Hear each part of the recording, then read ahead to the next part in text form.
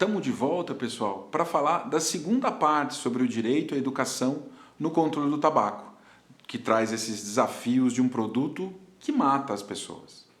Aqui a gente está com o apoio do LAPLANE, do Laboratório de Políticas Públicas e Planejamento Educacional, da Unicamp, da Faculdade de Educação, e da ACT Promoção da Saúde. Os dois nos apoiam aqui para fazer essa fala com vocês sobre os desafios do controle do tabaco.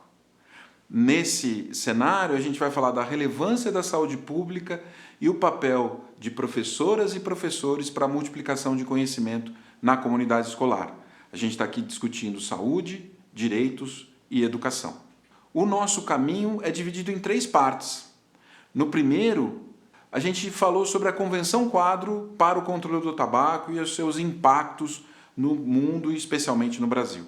Agora a gente vai falar dos avanços específicos no Brasil, no campo do combate ao tabagismo, ou seja, por que o Brasil se tornou uma referência mundial no controle do tabaco. Além disso, a gente vai, depois, no nosso próximo encontro, falar dos debates atuais mais relevantes envolvendo o controle do tabaco. Nessa segunda parte, portanto, a gente vai falar sobre o tabagismo no Brasil, que é um problema de saúde pública, como a gente sabe, e como que o Brasil tratou dessa temática. Lembrando que o tabaco foi levado das Américas para a Europa. Lá na Europa, esse produto foi industrializado e ganhou todas as proporções que a gente vê hoje, né? Da utilização do tabaco como rapé até a utilização do tabaco hoje em dia com dispositivos eletrônicos para fumar.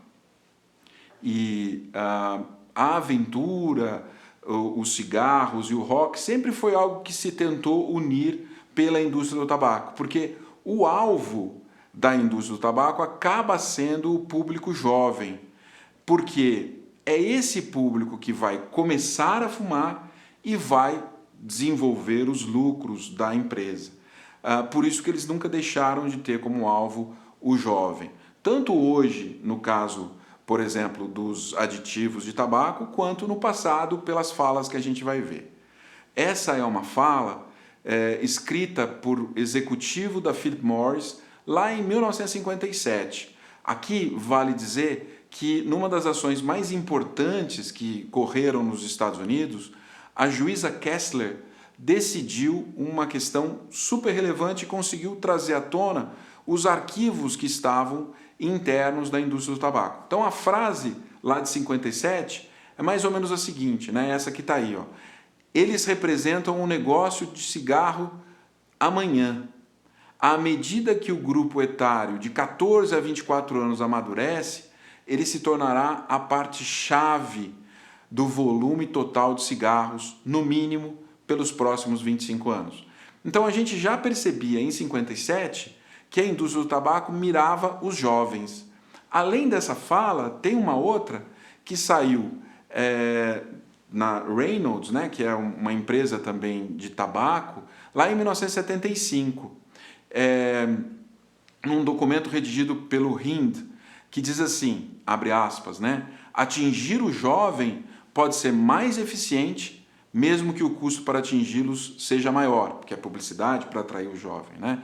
Porque eles estão desejando experimentar, eles têm mais influência sobre os outros da sua idade do que eles terão mais tarde, e porque eles são muito mais leais à sua primeira marca. Então, o alvo, como você percebe, é sim o jovem. Hoje em dia, o alvo é por intermédio dos aditivos. E a publicidade, que já foi afastada, pelo menos nos meios de comunicação de massa aqui no Brasil, era algo presente no Brasil. Perceba esses vários exemplos que a gente tem da Marlboro, da Hollywood, do Charme, vários exemplos que traziam, né, esse apelo a fumar. O boom do tabagismo no Brasil foi de 70 a 80, essencialmente, né? Mas a gente teve também uma reação. Essa reação envolveu tanto campanhas governamentais quanto ações, efetivamente, da sociedade civil para impedir que o fumo se alastrasse, que as consequências danosas do cigarro fossem prejudiciais cada vez mais, né? Mas no Brasil, com o auxílio da Convenção Quadro, que a gente viu anteriormente, a saúde pública conseguiu contra-atacar e conseguiu avançar bastante nessa questão. Mesmo antes das discussões que envolveram a construção do texto da Convenção Quadro de Controle do Tabaco, o Brasil teve uma lei, e tem até hoje, que é a Lei 9294 de 1996, e essa Lei 9294 de 1996 deu força ao controle do tabaco porque limitou a publicidade e também fez várias ações no sentido de emplacar campanhas. E as campanhas avançaram para chegar até mesmo nesse cenário de campanha feita pelo próprio Ziraldo, né, na década de 90, que trazia uma receita para fazer o cigarro, ou seja, acrescenta alcatrão que vai deixar a pessoa doente, acrescenta a nicotina para viciar, coloca fumaça tóxica para envenenar as pessoas e, mais que isso, né, queimar florestas. Lembrando, né, que nesse contexto que a gente tem aí, não são só esses produtos que tem. Os produtos são muito mais complexos e a gente percebe já a preocupação lá na década de 90 com campanhas para sensibilizar as pessoas dos males do tabagismo e da importância do controle do tabaco. Por isso que vieram as advertências no cigarro. Então, no próprio maço de cigarro, né, no pacote de cigarro, já vinha os avisos. O Ministério da Saúde adverte, fumar causa danos à saúde. A gente tem vários outros avisos no empacotamento. Isso deu resultado. Deu resultado porque, por exemplo, a prevalência do tabaco caiu bastante. Então ela conseguiu fazer que o que era, né, o que estava lá em torno de 35%, 34,8%, em 2019 ter caído para 12,6%. A gente percebe, né, uma queda significativa da prevalência do tabaco. Então, de 1989 a 2008, a gente tem uma queda de quase 50%, e de 2008 a 2019, a gente tem uma queda de 30%. Então, isso é bastante importante, esse cenário de queda que a gente visualiza no Brasil nesse período de construção de políticas públicas, a importância da construção de políticas públicas nesse contexto. Outro ponto importante para a gente tratar, que é relevante para o consumo, é o preço do cigarro. E numa pesquisa que foi feita pela ACT Promoção da Saúde, tão bem desenvolvida, a gente vai ver que os preços de cigarro e cerveja sobem menos que os de alimentos e a gente pergunta, será que isso faz sentido?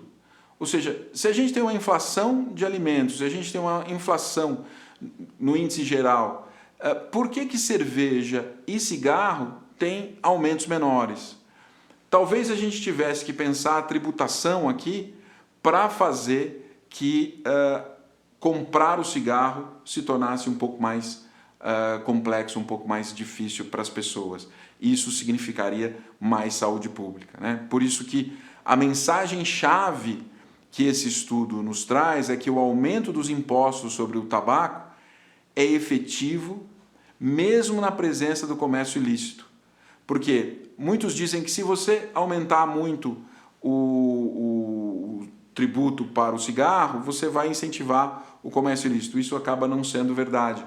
Porque como você tem uma queda do consumo de cigarro com o aumento do tributo e o aumento por consequência do preço final, o que acontece é que a base para você comparar o que é comércio ilícito e o que não é comércio ilícito diminui.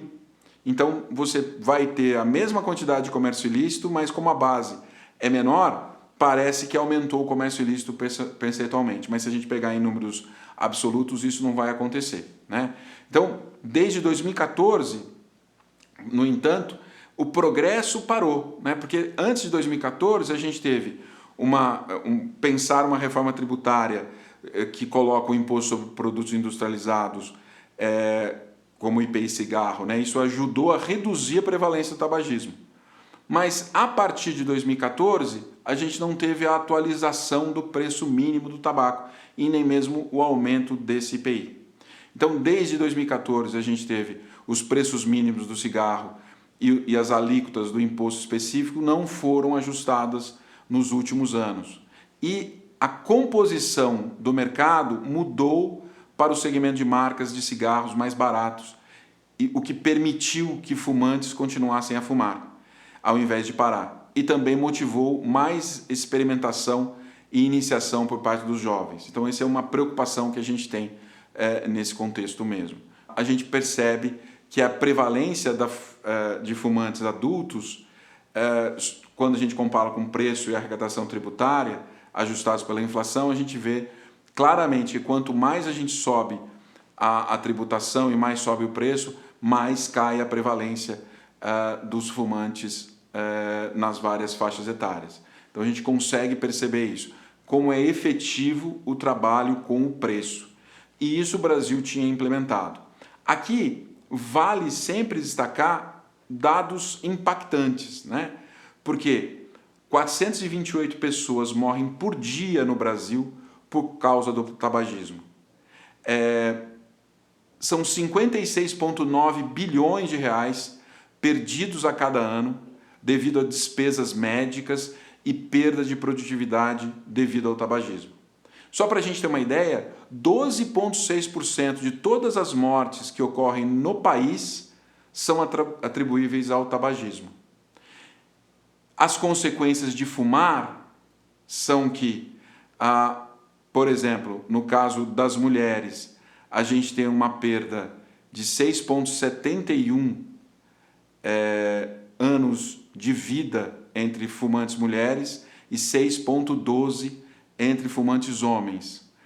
Os ex-fumantes, as mulheres perdem 2,45 anos na vida e os homens 2,66. Então a gente consegue perceber que os impactos vão para além do simples parar, né? É necessário parar porque você vai ter um ganho de vida, mas mesmo assim o cigarro vai impactar. Então o ideal seria evitar a iniciação. Então, em estimativas prudentes, os custos totais de doenças tabaco relacionadas para o país giram em torno de 57 bilhões de reais por ano. 70% desse valor é para custos da assistência médica associados ao tabagismo. Então a gente tem ali 39 bilhões de reais com custos de saúde para tratar pessoas que estão com doenças tabaco relacionadas. Enquanto que os custos relativos à perda de produtividade associado ao tabagismo, a gente tem uma perda de 17,5 bilhões de reais por ano. Então, é muito dinheiro que a gente coloca tanto na saúde quanto na previdência por conta de doenças tabaco relacionadas. Por isso é muito importante promover a saúde. Por que é importante promover a saúde? Porque você evita esses custos. Mesmo porque os tributos pagos pela indústria do tabaco não fazem frente aos custos. Então a gente tem 13 bilhões por ano de impostos arrecadados pela indústria do tabaco, o que significa 23% apenas dos custos. Então é uma perda muito significativa. A gente está gastando dinheiro do SUS, a gente está gastando dinheiro da Previdência e por isso a gente precisa controlar o uso do tabaco. As mortes anuais atribuíveis ao tabaco são chocantes. Quando a gente pensa em doenças cardíacas, quase 35 mil pessoas morrem por ano por doenças cardíacas relacionadas ao tabaco. A doença pulmonar obstrutiva crônica mata mais de 30 mil pessoas por ano. Os demais cânceres, além do câncer do pulmão, mata 26.651 pessoas. O câncer de pulmão mata 23.762 por ano. O tabagismo passivo acaba matando quase 18 mil pessoas. Por pneumonia, 10.900 pessoas morrem por ano. E o acidente vascular cerebral acaba vitimando quase 11 mil pessoas por ano, por conta do tabaco especificamente, né? Então, o que fazer nesse contexto, né? Como que a gente poderia evitar, né? Primeiro, o que aconteceria se o preço aumentasse? O preço do cigarro aumentasse 50%, que é uma das medidas mais efetivas para controlar o consumo do tabaco, né? Primeiro, em 10 anos, a gente poderia evitar 136 mil mortes, a gente teria evitado mais de 500 mil infartos, a gente teria evitado 100 mil acidentes vasculares cerebrais, a gente também teria evitado o desenvolvimento de quase 65 mil novos cânceres. Então a gente teria, nesse contexto, um incremento de anos de vida perdidos por morte e incapacidade. Então a gente teria um significativo crescimento da qualidade de vida das pessoas só pelo aumento em 50% do valor do cigarro, né? Além disso, né, a gente obteria os seguintes ganhos econômicos, né? Seriam quase 98 bilhões nos próximos 10 anos. Então a gente teria 32,5 bilhões por economia nos custos de saúde, 45,4 bilhões por arrecadação tributária adicional pelo aumento do valor e 20 bilhões por ano por perdas de produtividade evitada.